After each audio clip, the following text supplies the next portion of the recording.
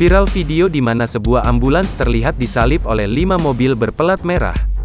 Melihat dari nomor polisinya, pengemudi ambulans lantas menduga rombongan tersebut adalah milik Bupati Pandeglang.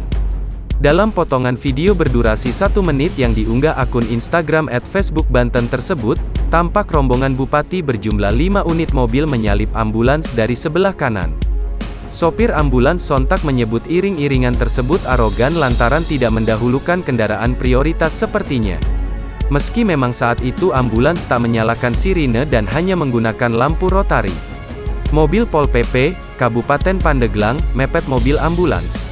Arogan, iring-iringan Bupati, keluh pengendara ambulans tersebut.